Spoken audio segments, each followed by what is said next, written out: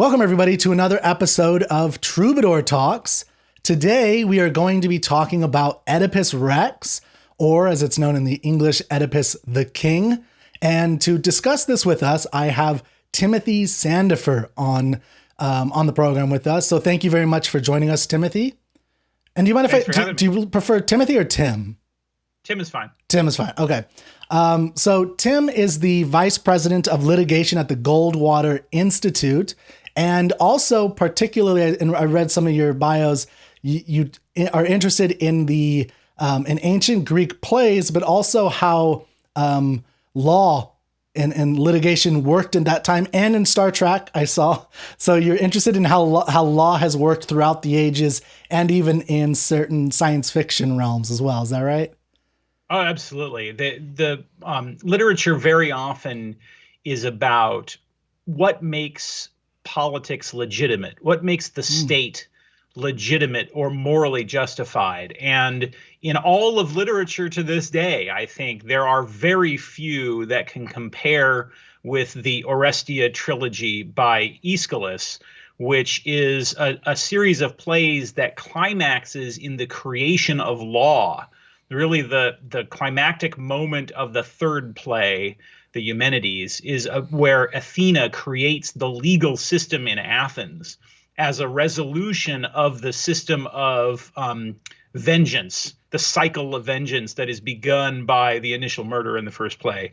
And I've always thought that was really a fascinating way for lawyers to consider what is it that makes the legal system legitimate? Well, the answer to that is the Constitution. Well, what makes the Constitution legitimate? And the answer to that involves questions of morality, of lots of complicated philosophical details that I think are really fascinating.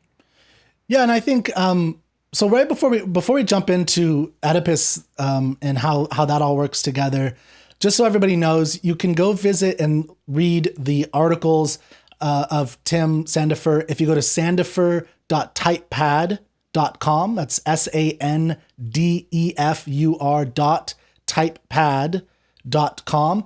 And he has written articles on lots of different topics, including law, but also liberty. Frederick Douglass, you have a book on Frederick. So lots of things, but go there and you could search through a lot of the articles. And I think there's a wide ranging of things that we can, that he's an expert on and very knowledgeable about. And law, of course, is probably the primary one, I would imagine. And, so just going back to what you were just saying, I think I wanted to add that I think I agree with you about Aeschylus and the Orestia. It's actually how it was introduced to me when I studied ancient Greek is read the Orestia. It's kind of this, the progression of, like you're saying, going from this vengeance world, which you see in later literature as well. You see that type of thing in Shakespearean, theater. And there's a lot of that tension that you get in literature where there's a kind of origin, but I don't think it's as poignant for me anyway, as it is in the Greek, because they were really interested in theater as helping the individual viewer, audience member, be a better person and a better citizen. And so they were grappling with these really complex, difficult issues. Sometimes today in modern times, we would definitely not agree with them, but the idea that they took it so seriously, I think, is really important, and that it was an art that would lead to this kind of understanding, this realization, what Aristotle called a catharsis. And I think that, maybe can lead us into Oedipus, which is, just so people are a little clear in how we can position this, Aeschylus is the first of the three major tragedians. Then it's Sophocles, then Euripides, and Aristophanes, the comedian, is thrown in there somewhere. And Aeschylus wrote the Orestia, which is three plays. I think it's what the libation bearers, it's the Agamemnon, the libation bearers, and the Eumenides, right? And then Sophocles wrote the Theban plays, which is where the Oedipus Rex or Oedipus the King is situated. It's Oedipus the King, Antigone, and Oedipus at Colonus. And those are kind of the trilogy, although we could talk about what a trilogy is in another sense. We like trilogies today, but the Greeks had a different view of, I think, the importance of the trio. But anyway, so with Oedipus, we have this story that's really well known in Greek, and I think it's well known today. So when we approach Oedipus, we approach it with a keen knowledge, even today, of at least the major things that happened, right? Like we all probably today, and the Greeks definitely had the audience members in 5th century Athens were really knowledgeable about, the Oedipus leaving Corinth because he was fleeing from a oracle that predicted he was going to kill his father and sleep with his mother. He approaches the Sphinx, which is a monstrous figure that people in Thebes were sacrificing, and people on this crossroads, I guess, were sacrificing in order to, if they couldn't answer this riddle, which nobody could. And the riddle was, what's the riddle? What walks on 2 legs in the morning? No, what walks on 4 legs in the morning, 2 legs in the afternoon, and 3 legs in the evening? Yeah. And he answers that. He solves the riddle, which I'll wait on that in a second, say what that is. He gets to, he gets to a crossroads. He kills a man who's in the way of the crossroads. He gets to Thebes. There's no king there, so he becomes the leader of the Theban people. He marries the wife, or he marries the queen, becomes the king, and then that is actually what happens before Oedipus the King, the play opens. So why don't you get started and tell us a little bit about what you think the play in specific is about?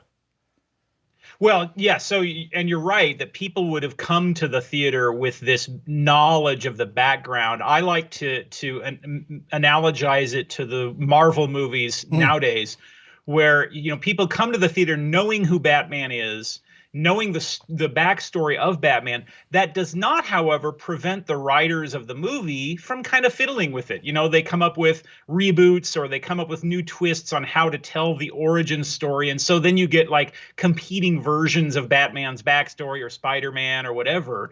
And the Greek tragedians tended to do that. They did kind of fiddle with these mythologies a little bit, so that nowadays, you'll open up a Greek mythology textbook and it'll often say, well, according to some sources, this happened. According to some other sources, that happened. Well, the reason why is because the Greeks sometimes kind of retold these stories to make broader points as they explored moral issues.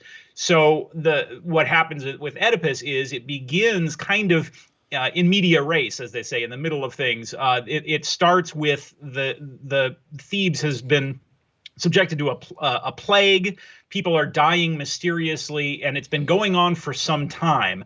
And the citizens are gathering in front of the palace, crying out for Oedipus to do something, because he's a great leader. He's a wise man. They know that he can do something if he puts his mind to it. He comes out of the palace and says, "Don't worry, I'm on top of it. I've sent to the oracle at Delphi to tell us what's going on here, and we'll get this problem solved." And all this.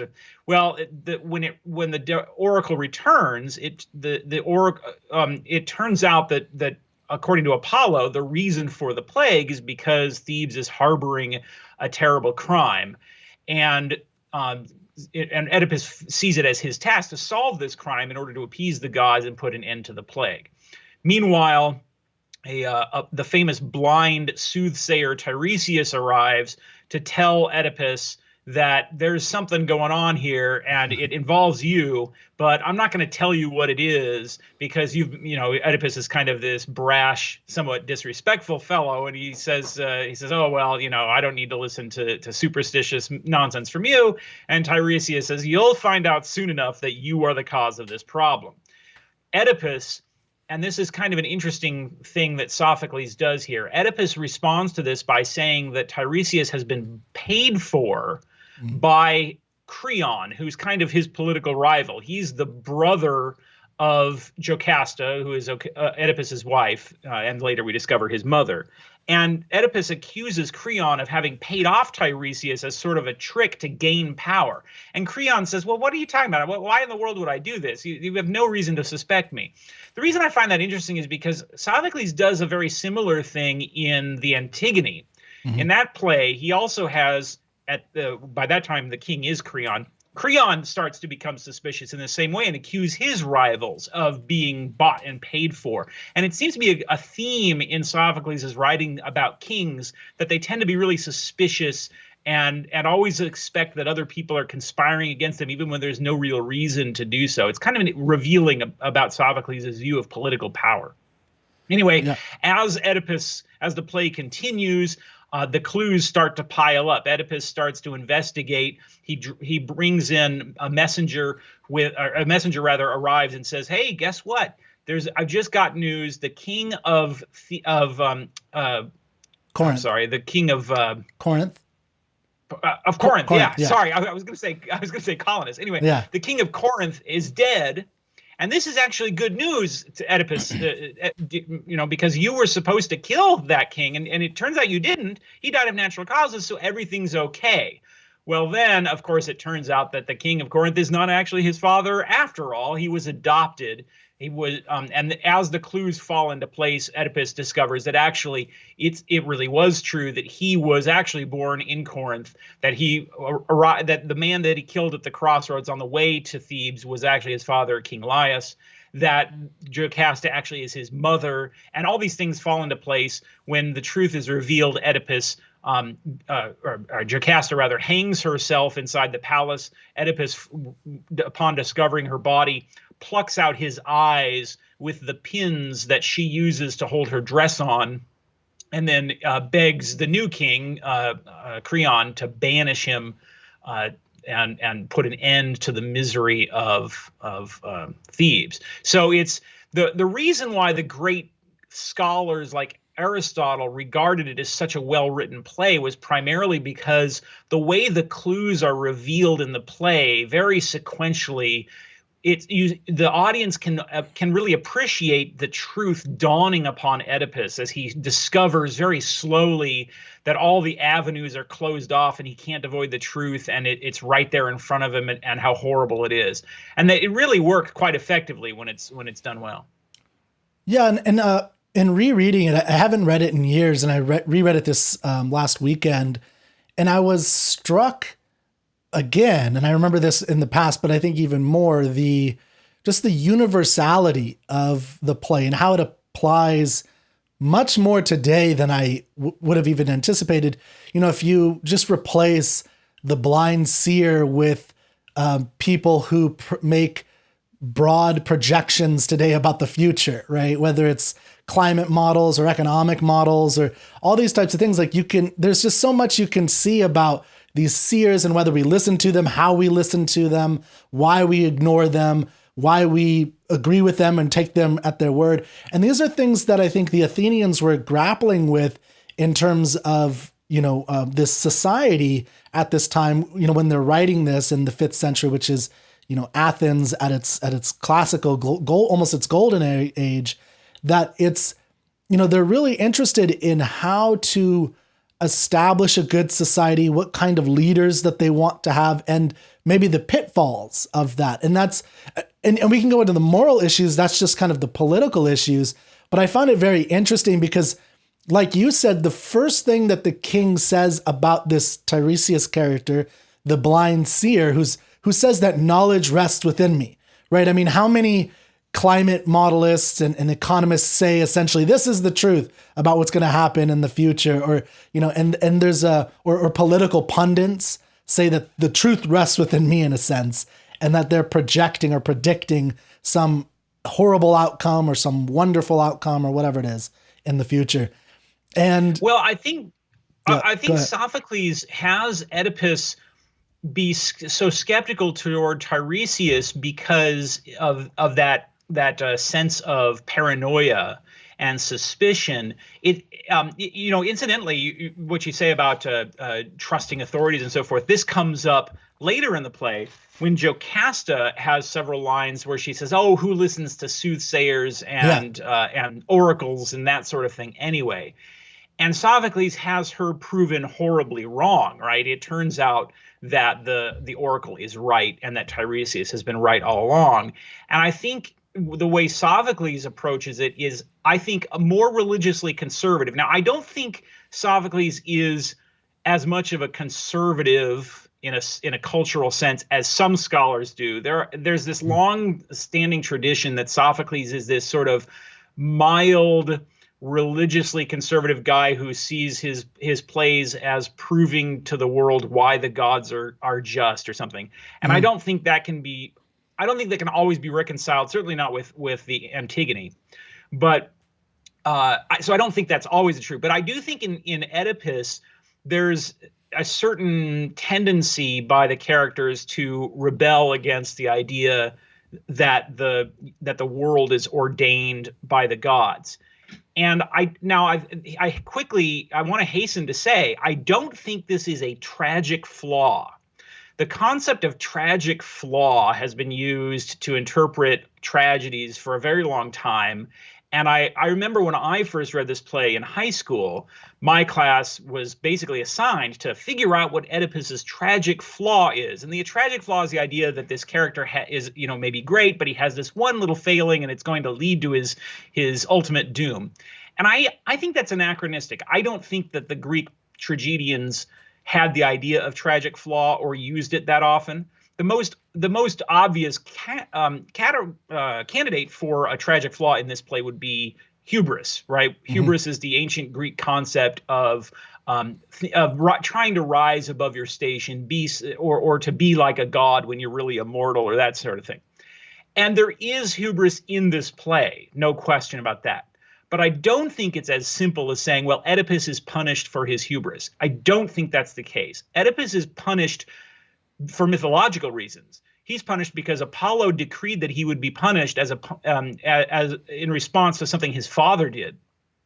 Mm-hmm. And there's nothing Oedipus can do to escape that. And I remember in my high school class, when we first read this play, being very outraged by that. The students were all very bothered by the idea that Oedipus does his very best to avoid committing the sins which he ends up committing. And it seems terribly unjust, terribly unfair to punish Oedipus in this way.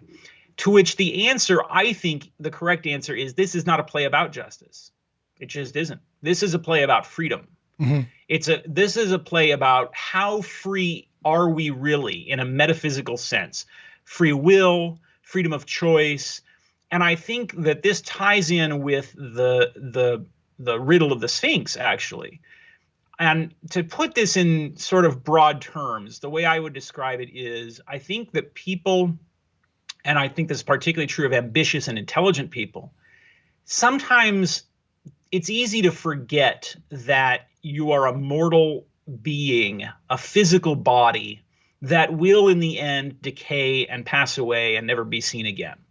We live so much in the world of ideas and dreams and values and abstractions that I think it's easy to try and it's easy to think that is what you really are.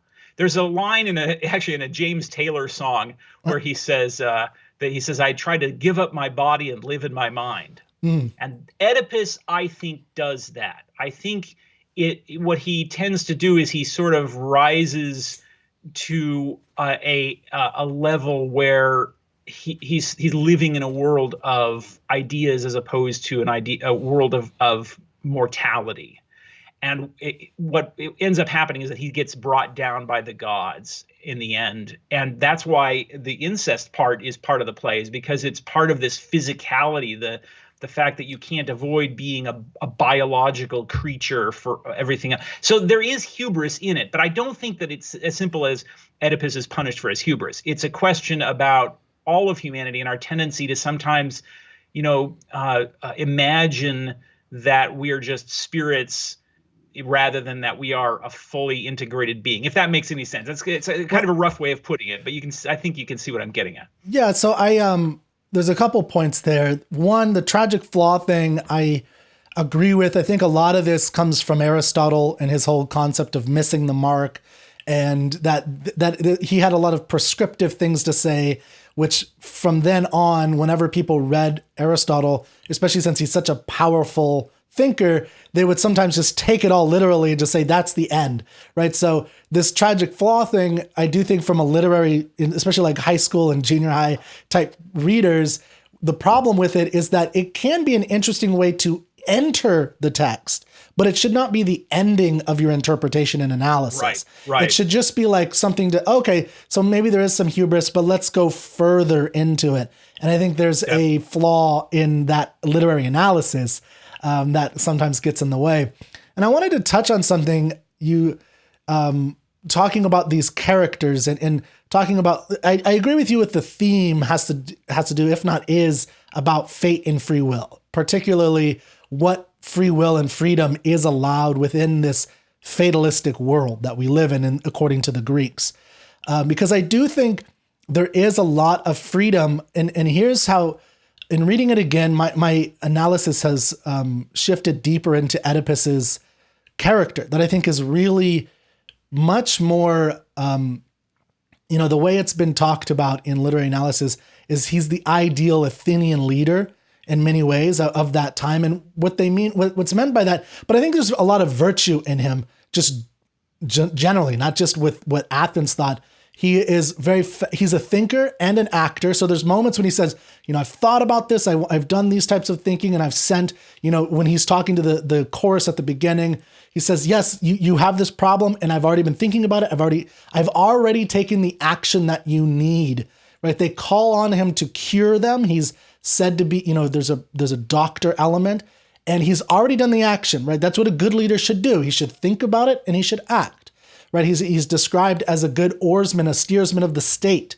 And there's this, and he's a good investigator. He asks questions. He's like, well, what about this? And there's certain ways so these are things that Athens at this time, which is the birth of reason and thought, essentially, in a I guess more specific philosophical way and in a methodological way. And he kind of represents that. And what I've seen in the story is that driving force is what leads to his inevitable downfall.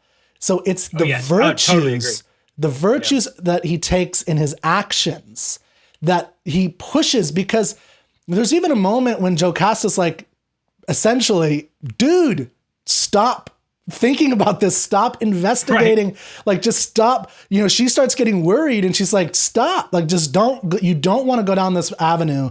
She's getting this sinking feeling. And she's like, something's wrong in the state of Denmark. Something's rotten in the state of Denmark. I don't want to know about it. You shouldn't want to know about it. Ignorance is bliss. Let's just live by chance. Whatever happens, happens. But he cannot drop it. He has to know the truth. Yeah. And so he pushes it forward. And that's, again, what leads to this horrific outcome, which you've already described, where Jocasta kills herself. He blinds himself. And then he asks to be, and in that, I would say that there's a really wonderful line in the Fagel's translation that I have, where he says, Apollo decreed my fate, but it was I who poked out my eyes. It was he says, it was my hand. And he's the stressing of the action of like, yes, there are these horrible fates, these strong elements outside of our control, but within that, there is something that we have control over. I have control over my own punishment. And Oedipus refuses to cease the investigation, and he refuses to kill himself. Jocasta, you could plausibly argue that Jocasta takes the easy way out, and Oedipus doesn't. He's going to remain alive. There's the, what you might say, the objective horror of what has happened, but he faces that. And this is incidentally, your interpretation is shared by Friedrich Nietzsche, who in The Birth of Tragedy, when he's talking about Oedipus, he makes the same point, that what makes Oedipus really work is that he refuses to ignore the truth. And when the true horror of reality is thrust upon him, he makes a good end of it. And I think this is what we could call the tragic sense of life, is that this notion that there are times, and some dramatists would say this is all the time, when there is no escape, there is no way to succeed, and it's sort of a question of how you make the best end under the circumstances. An example that comes immediately to mind would be the Pennsylvania plane on September 11th, right? There's no way that you're going to regain control of the airplane. Even if you do regain control of the airplane, nobody on board knows how to land it. And so everybody on this plane is going to die. There's nothing you can do about that. So under those circumstances, what do you do to make the best end of it? Do you choose something cowardly, or do you choose something noble and good? And of course, we all know that in that specific case, they chose something noble and good. And I think what makes the tragedy work is the very fact that Oedipus is a virtuous character, that he is a driven and thoughtful and conscientious about his duties as king. And I think Edith Hamilton makes this point actually in her classic book, The Greek Way, that what makes the tragedy successful is that Oedipus is an admirable person. So the hasty idea that, well, he's punished for his wrongdoing, no, the play wouldn't work if it were that way. Yeah, I think, and this goes back to the power that it holds to the Greek audience and to ourselves, knowing already what's going to happen to Oedipus. And the question is, as you pointed out earlier, what will Sophocles do with this material? And I think what he makes it about is the revelations that happen. And there's a series of these revelations. And, as we've pointed out, they're pushed forward, all the actions pushed forward by his virtues of action, of doing the right thing and wanting to know, and those types of things. So I think there's an element where that is the important thing for us in reading it today, understanding that artifice. And part of what I guess I try to do with my magazine, Troubadour magazine, is help people get more out of this for their own sake for today.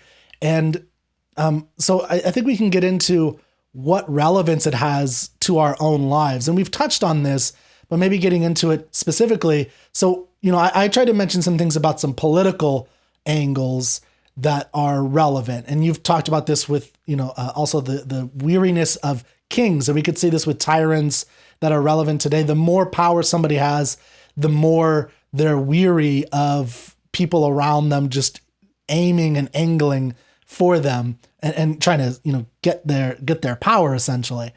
And, so the other way that I've looked at it is, what type of control do we actually believe we have? So when we look at Oedipus, we could say, this is what the Greeks believed.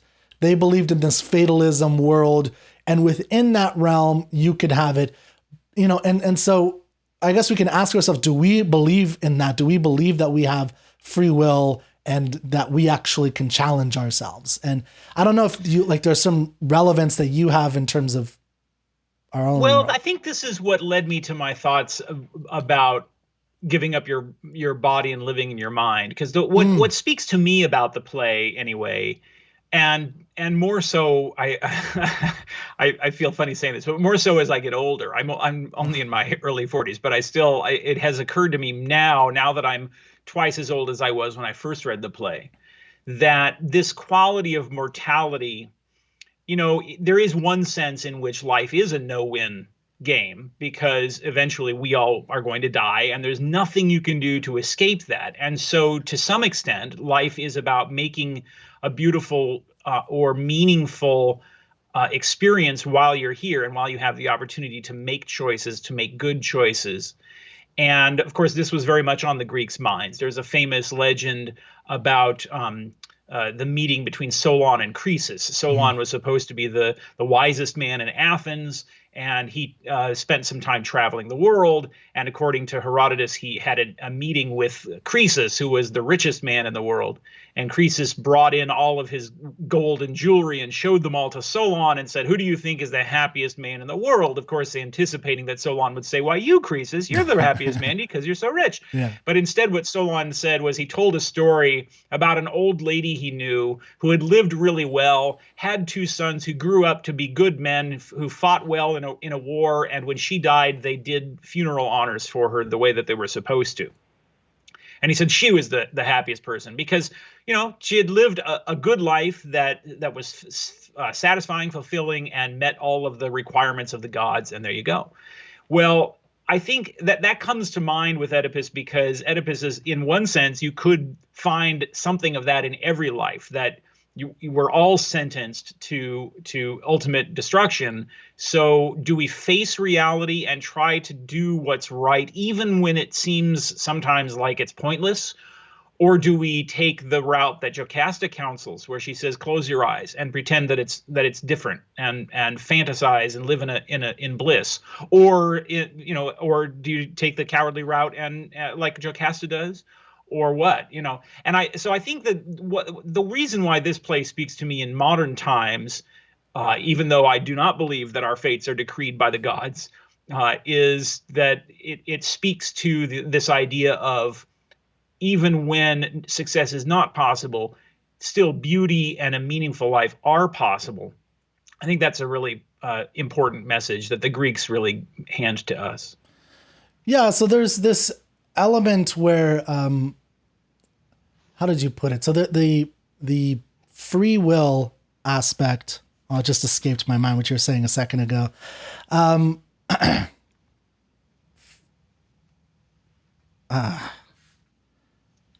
You see my brilliance just yeah, no, you, it was no, it was good. It was something about the way that we approach fatalism in the realms that we have room and control over. And I had a thought that had just slipped my mind, so I'll have to skip into okay, sorry, I do remember now.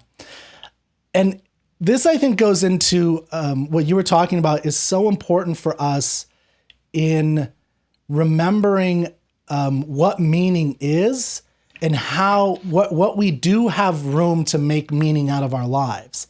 And so the story of Oedipus, as I kind of told it at the very beginning of our podcast here, is well known to everybody. The play takes place essentially at the end of his life, right? Or the end of his, or sorry, not the end of his life, the end of his, this moment of him revealing all this information.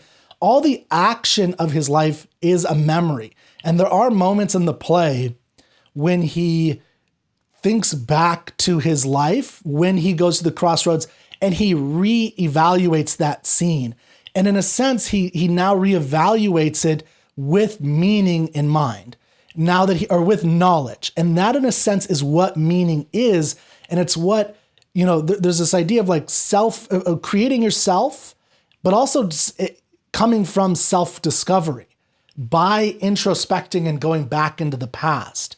And I think the Greeks had a really good insight into that psychological process, that self-creation and meaning comes from looking at your past with new insights. You were talking about... Absolutely. Yeah. So you're talking about... Totally. Oh, so you were talking about, you're 40 now and you can look back at your life and not only reinterpret at Oedipus, but you probably are reinterpreting your life as it was led and how it led you to here, which gives you a sense of yourself. And that's where meaning comes from, in my view. There's a lot of people who talk about meaning from God or meaning from these other areas. I think the Greeks at least had an inkling that, yes, there's fatal, their view is there's fate. There's a lot of it where you don't have any control in their view, but a lot, there's something about looking into your past and reevaluating it and reliving it. I mean, the scene where Oedipus describes the approach at the crossroads. If you read the language, and now I don't read Greek, so I have to rely on the translations. But from what I understand, Fagles did a phenomenal job with this, in that it starts to become first person action as he's telling the story. So he's telling the story of something that happened 20 years or 15 years earlier, whenever the action happens, but it starts to become, and I hit him over, I cudgeled him. And I think that, memory becomes real. It becomes now. And this is, I run something called the Literary Canon Club at Troubadour Magazine, where a bunch of people who go through and read the literary canon together, essentially. And one of the things that I'm always confronted with is like, well, what's the purpose of reading literature? Like, what does it really give us? And I think this is a perfect example of, it gives you the insight of our lives are, in a sense, or they can be easily chaotic. we can easily have a disordered, unmeaningful life that is probably if you just live life without contemplation, that's essentially what you're living. To have meaning, to have order is an active process that you yourself have control over. And for me, that when reading Oedipus Rex again, I really saw that truth in Sophocles, that philosophical. That's marvelous. That had not occurred to me, and you're absolutely right that this is particularly a Greek insight. So in her book, The Morality of Happiness, the philosopher Julia Annis starts out by saying when the Greeks thought of philosophy, they thought of it in just this way. She says, you've lived, say, 30 or 40 years, and now you pause to kind of take stock of your life as sort of a trajectory through the universe and make sense of it. What have you done well? What have you not done well? What can you improve on in the remaining years of your life, and so forth? And it's a marvelous point that Annis makes, that the Greeks really thought of philosophy very differently than a lot of people do nowadays. The Greek philosophy is along the lines of what would nowadays be categorized as self-help books a lot of the time. Yeah. And you find this tradition of looking back on your life from an experience of 30 years or so. You even find it in Dante, right? The opening passage of the Inferno is Dante is walking through a wood, and he specifies at the age of 33, and he pauses and at a crossroads. And I think that is sort of a hint at this idea. Incidentally, so you were talking about the passage where Oedipus does this, and he reflects back on the killing of Laius. Now we've got the Fagles translation here. Yeah. Fagles, by the way, is not, your real Greek nerds are not real fond of Robert Fagles because he's not very literal. I prefer Fagles of all the translators because I think it's good to not be too literal, because Greek and English are just too different. You can't really convey it by literally translating it. So I prefer Fagles. But if you get the Fagles version, this is just if we could touch on that real quick, and then you could read your thing. Just one thing about that with the language that I think is powerful is just the name Oedipus, which this play in particular has a lot of puns in it in the Greek that don't translate at all. Like Oedipus, depending on how it's spelled and the accent or how it's pronounced or whatever, means lame-footed, but it also means to know in Greek. And so there's a lot of, there's moments when he says, I this, and it's like, and it would be like Oedipus and Oedipus, the pun is that he doesn't know that he's sleeping with his wife, right? And it's the Tiresias tell him, that you're you are sleeping with, like, don't you know? And in the Greek it would be Oedipus, and so you can't translate that, and we lose so much of that. But anyway, totally. I just wanted in addition to which, like Lattimore, for instance, he'll even translate names differently, like spelling them with a K instead of a C and stuff. And he, in his view, that gives it an authenticity. To me, it separates us from the play. We're so accustomed to seeing a name like Achilles or something spelled in a particular way that reading it that way, it alienates it from us, and so we see it more as an object rather than experiencing the play the way it was intended. So I prefer Fagles myself. Yeah, here's the passage Go ahead. that you're talking about. It's on pages 205 and 206. And he switches when he's describing the encounter on the road with Laius. He switches from past tense to present tense. On page 206, I began to see a herald and then a brace of colts drawing a wagon, and mounted on the bench a man, just as you've described him, coming face to face. And the one in the lead and the old man himself were about to thrust me off the road, brute force. And the one shouldering me aside, the driver, I strike him in anger. See, he switches to present tense. Yeah. And the old man watching me coming up along his wheels, he brings down his prod, 2 prongs straight at my head. I paid him back with earnest, short work, by God. With one blow of the staff in his right hand, I knock him out of his high seat, and so forth. Yeah, and he ends, by the way, with a pun. I killed them all, every mother's son, right? Yeah. That pun that you were just talking about. Now, a lot of people, and I remember this again from high school, a lot of people, this is one of the scenes that they latch onto as being the tragic flaw. Well, Oedipus is killed for having murdered Laius. And I think it's pretty clearly not what was intended by Sophocles here. Sophocles although, today we would consider this road rage incident to be excessive. I think in Sophocles' audience would have seen this as adequate provocation, and they would not have thought that Oedipus is in some sense blameworthy of murder here. And it certainly is. That idea is never hinted at in any of the mythology or any of the other plays or by Aristotle. So I don't think that's an accurate reading. It's something, though, that I know a lot of first timers run into. Yeah. Incidentally, talking about first timers, I'm reminded of an incident. This was about 10 years ago or so. I actually got to see not the Oedipus plays, but the Orestia performed live on stage in Greek. And it was purely by accident. What happened was I found out that a company was putting on all three plays at a theater in San Jose, California, which was not too far from where I was living at the time.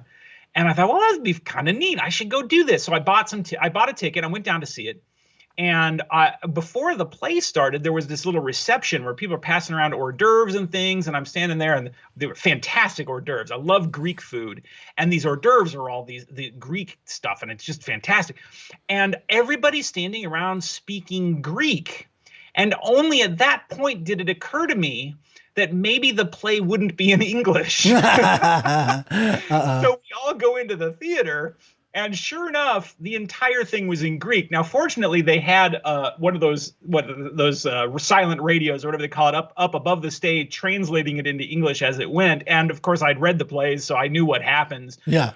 And it was fantastic. It was the most incredible thing to see this play performed. It was put on by a company led by a man named Leonidas Leozides. It's Loizedes, and he was still performing. Nowadays, all the theaters are shut down for now, but he was still putting on these performances of ancient Greek literature in Greek in New York and across the country until very recently. So if your audience is really into this, I strongly recommend looking up Leonidas Leozides and seeing if you can find one of these performances on stage, because it's really fascinating to see something like this enacted as authentically as you can really get it in the 21st century.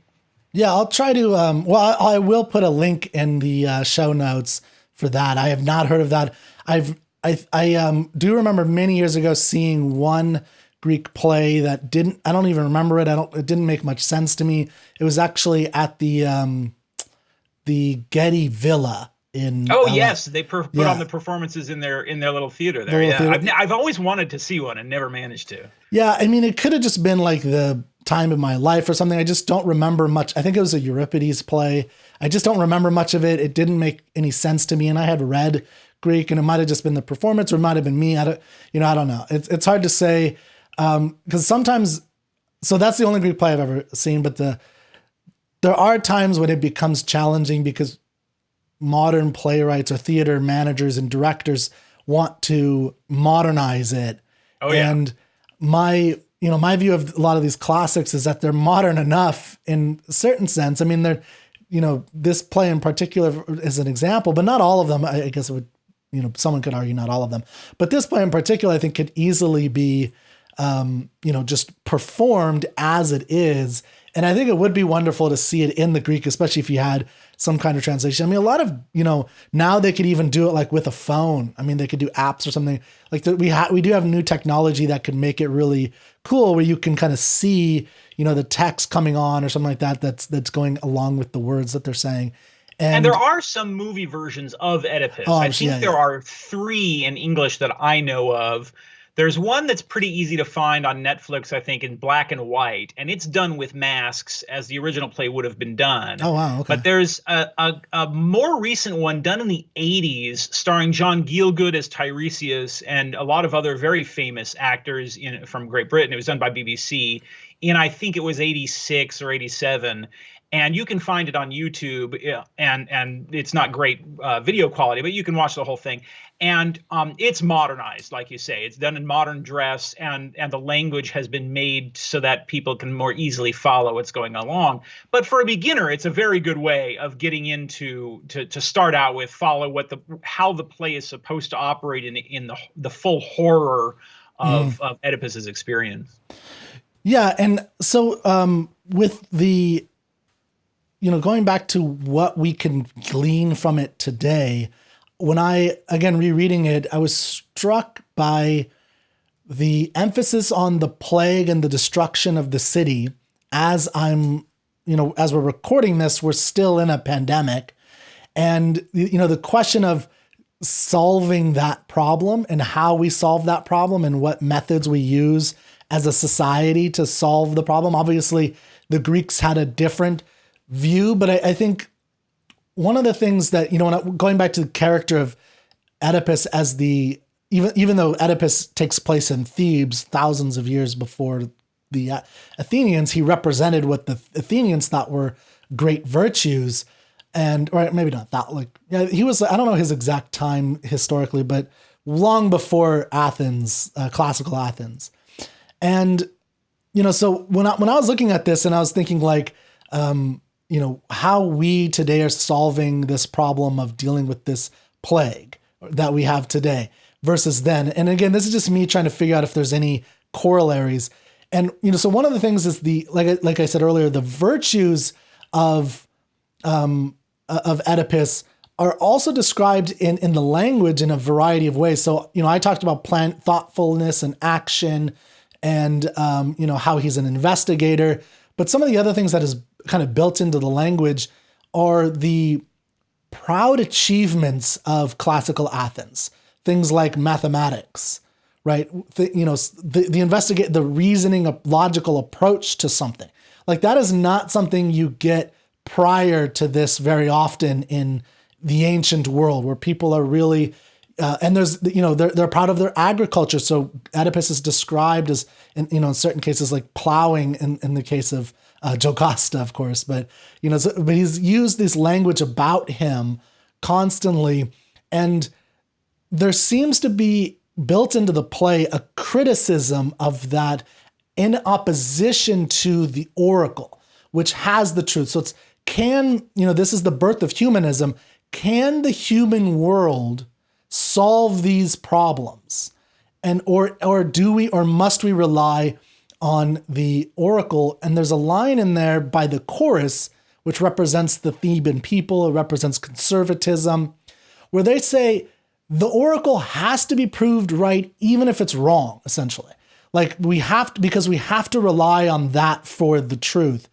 And, I sometimes think about how we today, rely on things for knowledge. And, we don't want to question the challenging things. We don't want to question our pinnacles of truth. Whether you're on the right, if you're on the right, it could be these news stations. If you're on the left, it's those news stations, whatever it is, or it's, academia, whatever your column of truth comes from. I just found it very universal, that question of do we have to rely on these kind of supernatural? I mean, they put it in very supernatural terms, but I think it can be applied to other types of oracles. And like I mentioned, the economists. And so I don't know if you see that or if that's too much of a stretch. I can see where you're going with that. And I think I can see how that connects with the way I was interpreting the play too. Because if I'm right that this play is ultimately about, I guess you could say, being grounded, right, as recognizing your mortality and keeping in mind that you are a union of mind and body and not these separate entities. I can see how, if that's correct, how Sophocles would have connected that to this idea about, can we as humans cut ourselves free of the oracles and the gods for which they speak? Would we be safe in a world in which we trusted solely in human judgment? Mm-hmm. And I said earlier that I'm somewhat skeptical of the idea that Sophocles is a religious conservative, but on this point, I think he certainly would be a religious conservative, and that he would say, his answer, I think, in this play is no, that we can't cut ourselves off entirely because, then if we cut ourselves loose of the inherited taboos and traditions and the religion of our fathers, you might say, that we are at sea and we will have nothing to guide us and we'll come to ruin. I suspect that is what his answer to that would be. And I can see literarily how that would also connect to the incest theme of the play, because I think what Sophocles would have said is that the longstanding taboo against incest is handed to us by the gods because, of course, the gods engage in incest all the time. It's where they come from, basically. But that's not okay for humans because we are mere mortals. And I think he would have said there's sort of this hierarchy, and that incest is a literary device in the play to kind of indicate transgressing those boundaries and cutting ourselves free of what Sophocles would have said are the religiously grounded morals of the city. And you and I coming to the play as more humanists, as people who reject that perspective on philosophy, we have a different view of it. We see that as I guess, parochial in a way that Sophocles would not have. But and that gives us, I guess, a different insight into the play. We look at the play and we see it from a very different angle because of that. And so we see the religious grounding and the taboos and the superstitions as being sort of holding the society back from what it might otherwise have accomplished, whereas Sophocles would have seen it as the essential anchor that keeps the ship of state from floating away entirely. And the plague thing, of course, obviously the plague was a longstanding literary device to indicate the god's displeasure. Mm-hmm. But it's also true that real life plagues, as we've learned in the past year, real life plagues really do arise in part from a failure to take precautions. Now, they would not have thought of it that way. And Sophocles, I don't think, would have really thought of it that way for the most part. They probably had a loose idea that, you don't drink out of the dirty water or something like that. But it's very rudimentary by our standards, obviously. So when you and I look at the play and we look at the use of the plague device in the plot, we see something very different. We see it as a failure to prepare, a failure of foresight, which kind of collides with Sophocles' characterization of Oedipus as a character who does take precautions, is conscientious as a leader, and so forth. But I don't think that's necessarily a contradiction in how we read the play. I think that Sophocles would say that indeed Oedipus has failed to take precautions. It's just that he didn't realize it because he was so busy trying to take precautions. That's just the horrible paradox that Oedipus is in, is he's tried his best to prevent bad things from happening, whether it be a sin or whatever. And the fates have just decreed otherwise. Apollo has just decreed other. Now, there has been a tradition historically. There's been sort of this dispute in scholarship in interpreting Oedipus of people who are really bothered by the idea that Oedipus is just sort of a puppet on a string, and who have tried to argue around that. There's a famous classicist named Dodds who wrote an essay on this called On Misreading the Oedipus Rex, where he tried to argue that the gods predict the future, but they don't control it. They're more like the weatherman who says it's going to rain on Sunday, who's not really causing it to rain on Sunday. But and I'll have something to say about this in the objective standard soon. That view seems pretty misguided. When you look at the text, there really is no way of arguing that Oedipus is anything other than controlled by the dictate of the god Apollo, who is punishing his father, and it just so happens that Oedipus suffers an injustice as a result. And this idea that there's something inconsistent in that with religion, I think, is also anachronistic. The Greeks, at least, and this is very different from our Judeo-Christian perspective of our society, the Greeks had no compunction about saying that the gods committed injustice. Mm-hmm. In the Prometheus Bound, for instance, the very last line of the Prometheus Bound by Aeschylus is Prometheus saying, "I have been treated unjustly by Zeus." So the Greeks had no compunction about saying the gods sometimes, well, that's one of the things I think that made them great to some degree, is that you can't, if you look at other religions, you can't you can't draw Muhammad without you'll get executed. And this is true of Christianity at certain periods.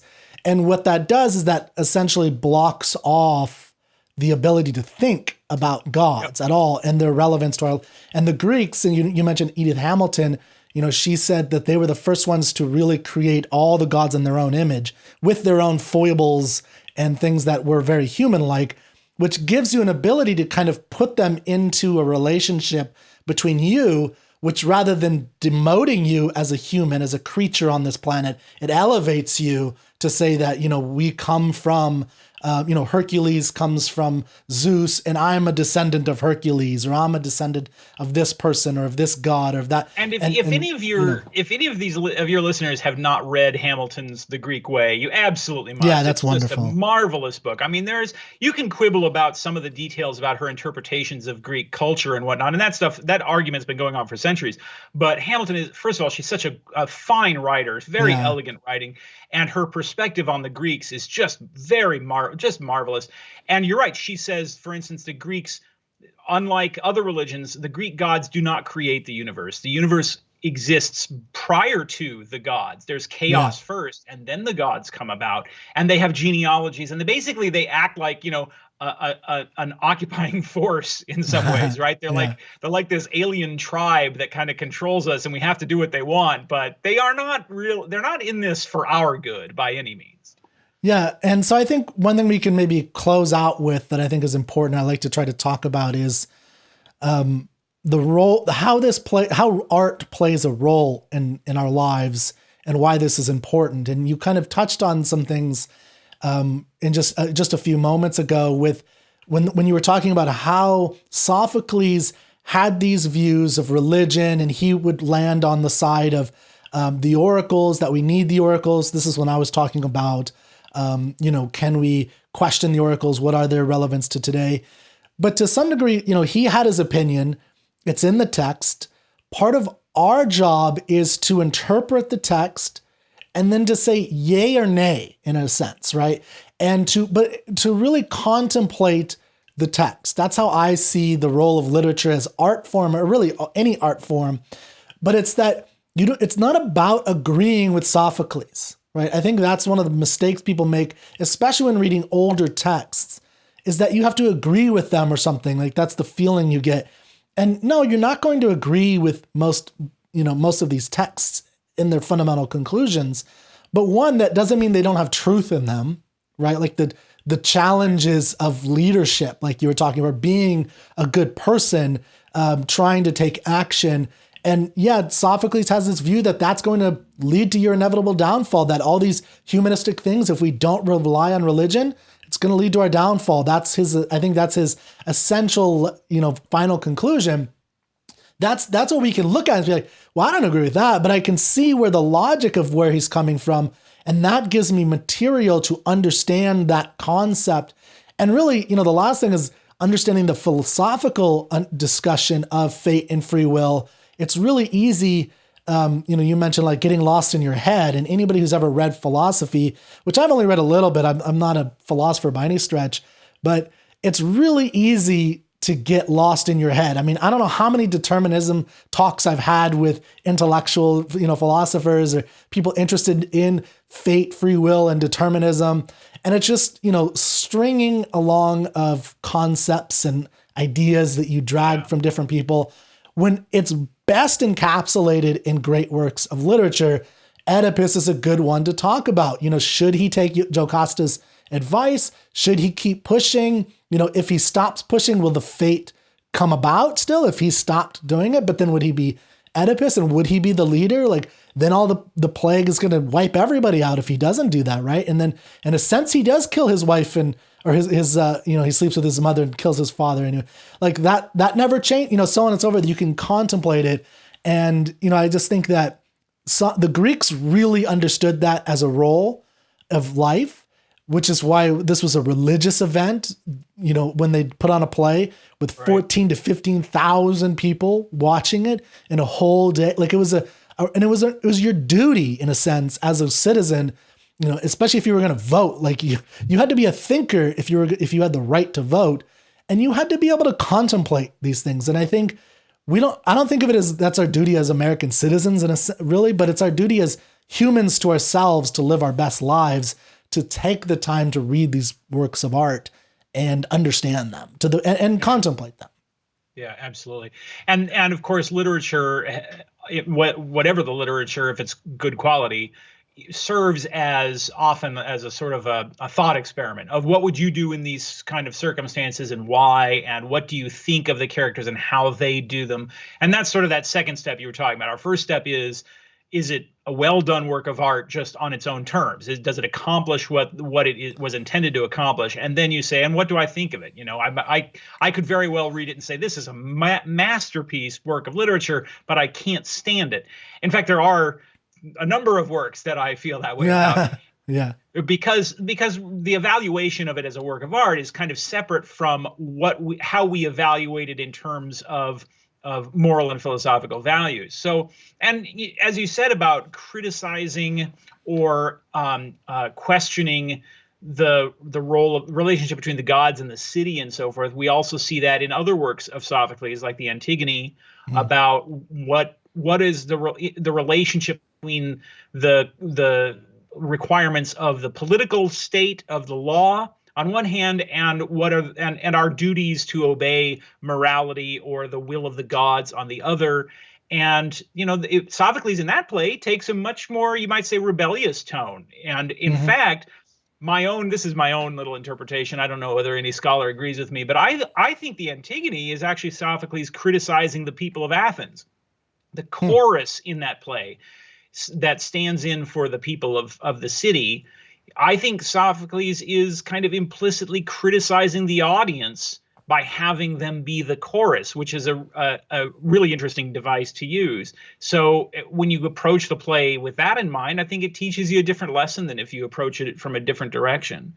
So I do think that in the end, I do agree that Sophocles is a moderately religious conservative in that sense, but he's got a real undercurrent, you might say, of political rebelliousness about him that makes him a really interesting writer. Yes, and so even if you're not a literature person or interested in literature, go read Oedipus Rex or Oedipus the King. We'll put a link to the version that both of us, I think, recommend by Robert. And it's really Fagles. short. A lot of people don't know how short these Greek The introduction are. is just as long, I think. Yeah, yeah, and you can read all three of them in a day or two. Yeah, and I think it's 62 pages for the Antigone or something like that. It's like, right. and it's not thick text the whole time. So I agree. I think it's important that people understand it's not that long. And just so everybody knows, I do something called, again, go to troubadourmag.com/literary canon club. If you want to join us, we're going from the Iliad to Gatsby. We're reading all of it. You don't have to be with us the entire time. You could just join us for session 1 or 2 or whatever you want to go through. But check that out. Sign up. It's free to sign up. And we can talk about all the resources and the ways that we help you read through this canon, because it is a valuable insight. And now, Tim, you have a review coming up in the magazine, The Objective Standard. And I think the URL is simply, is it theobjectivestandard.com? Yes. Or is it, okay, so it's theobjectivestandard.com.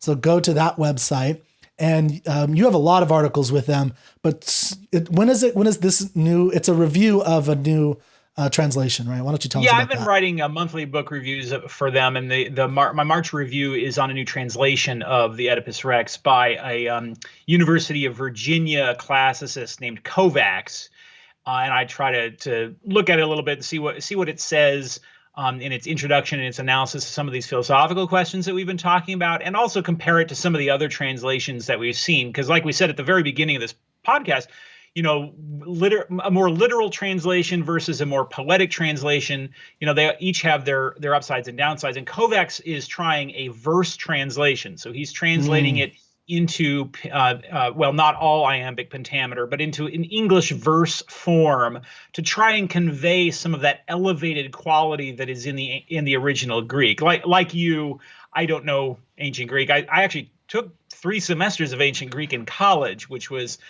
hell on earth because it's a damn hard language, but it's but it just gave me enough to be a difficulty to my friends and others.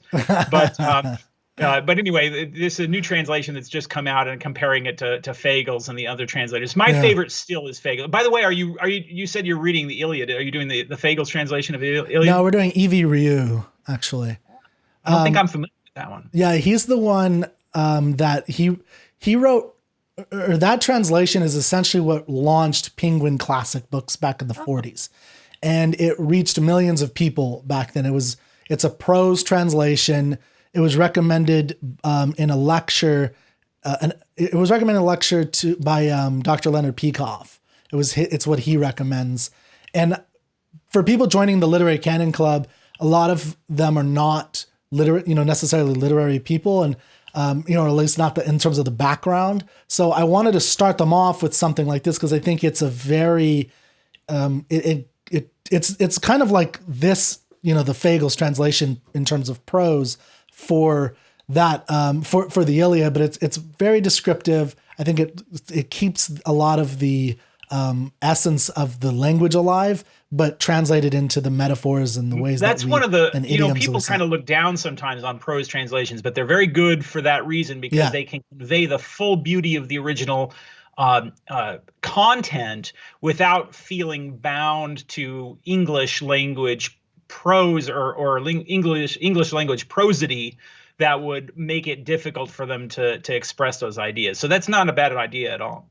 Yeah, and I'll just say that you do have to be careful with translations. There was one I was looking at, because Beowulf is one we're going to read in the future, of course, and there's a new translation or come out not too long ago, and it started off like, bro, this is, and I was like, wait a second. It literally starts off with and they're trying to make it like this modern. I'm like, come on. I know just the one you're talking about. Yeah. Yes. Yeah. And I was like, okay, I understand what you're trying to accomplish. I get that. But part of the reason, these stories are powerful, but there is something innate in the language and the elevating aspect where it's not colloquial, right? This language is explicitly not colloquial. It's supposed to separate you to some degree to enter the world of these. And the Iliad that I'm reading, and we're also going to do, I think it's Fagles Aeneid. I think he did Aeneid. I could be wrong, but yeah. So I have a list of the translations we're going through. But anyway, if you don't have that elevation, especially in these older works where that's what the authors were trying to go for, is these well-told stories. They put them, that are well-known stories. They put them into beautiful verse. And I think it is ancient Greek. If you just listen to a recording of it, of the beginning of the Iliad in ancient Greek, you could hear it. It's very beautiful. It's rhythmic. It's got this rocking nature.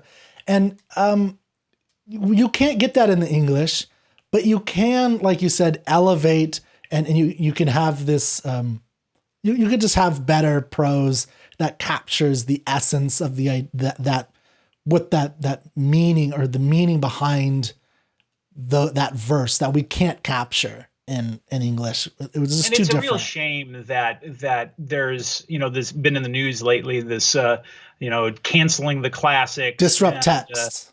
And it's such a shame because we're talking about the fundamental literature of Western culture that has survived and interested people so long precisely because they speak to people across cultural boundaries. That's precisely why they have prevailed in history. And to then neglect them out of this preconception that they can't possibly speak to me because I have a different race or sexual identity or whatever it might be is such a shame. And it really deprives people of an opportunity to join with other great minds throughout history that have also read these works and to appreciate it the same way they do. That connects you with people past generations that have also sat down and read the Iliad or read the Oedipus Rex. And, you really have a sort of cross-generation republic of letters, you might say, which is really rewarding, refreshing feeling. And it's a shame that people are denied that. So it's really good that you're encouraging people to read these works like this. Well, the Disrupt Text movement is why I finally launched the Literary Canon Club. It's something I've wanted to do. But again, it was just like, how can I make this work? But I think now there's, I'm trying to make the Literary Canon Club essentially a movement, like an anti-disrupt text type movement, because just so people understand, the disrupt text movement is not just a couple of random people saying, I don't like these texts, let's stop reading them. These are teachers who are successfully, from K through 12 and college, successfully removing these texts, not just the Iliad and the Odyssey, although they have, they'll send out tweets. Oh, I just removed the Odyssey from our curriculum at school. yay. And then they're applauded for removing the Odyssey. Like that's their achievement. It's like, wait a second. That's so weird. You are proud of the fact that people are not going to be reading this text, which has shaped, whether you hate or if you hate Western civilization, you should definitely understand what it's about first. And it reminds me of an old this. Like there was an old Dadaist sculpture in the 1920s, I think it was, which consisted of a machine that when you flip the switch, a little hand came out of the machine and turned the switch off. The whole point of the machine, the only thing the machine did was turn itself off. Okay. And there's something so deeply nihilistic about that. That's what I think of these teachers and professors who are like, we shouldn't teach the great works of literature and history. It's a real shame. Well, Harold Bloom called this the literary critic. I don't know how familiar if you are. He called it the school of resentment, and he talked about this in the 90s. And of course, this goes back really to the beginning of modernism, I think, and then especially postmodernism. But I definitely think the school of resentment, like, the writers who write within this, who agree with this, are essentially saying that, they don't want to be compared to Dante and Shakespeare. And I write fiction. I get it, by the way. I do understand that feeling. Like, I'm never going to live up to Hawthorne I love Hawthorne. I'm not going to live up to Hawthorne, even though like so many of my stories are directly inspired by him. They're not even in the same ballpark, or like Melville is another one that I really like. And I'm never going to write on that level, I don't think. But I always, one of the great things about the canon is that it's always the measurement. It's always the North Star that you're striving for. Modern writers, I think, do not want that. They want to cut that off and say, okay, so this is the canon now. This is our great works now. Forget what happened for 5,000 years or 3,000 years before this. Let's start with 1960. That's when it all starts. That's when the universe starts. And it makes that it like might that, be maybe that would be okay if they didn't produce such boring crap. Whereas, well, that's why they produce boring crap. We're talking about the Iliad and the Odyssey and Oedipus Rex. I mean, it's got incest. It's got people plucking their eyes out. It's got sword fights, and this is exciting literature. This is not boring, people made out of marble kind of stuff. And I think it does suffer from that reputation. People think about classicism and the classics as being somehow pompous.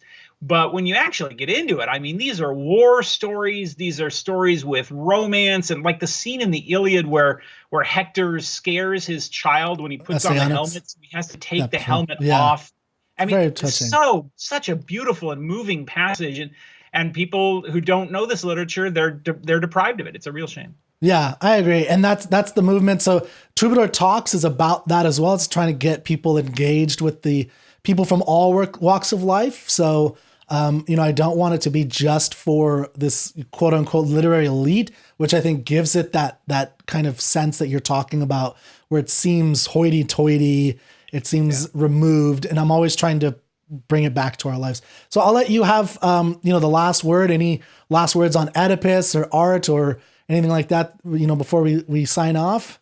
Oh, that's always a dangerous invitation to give to a lawyer.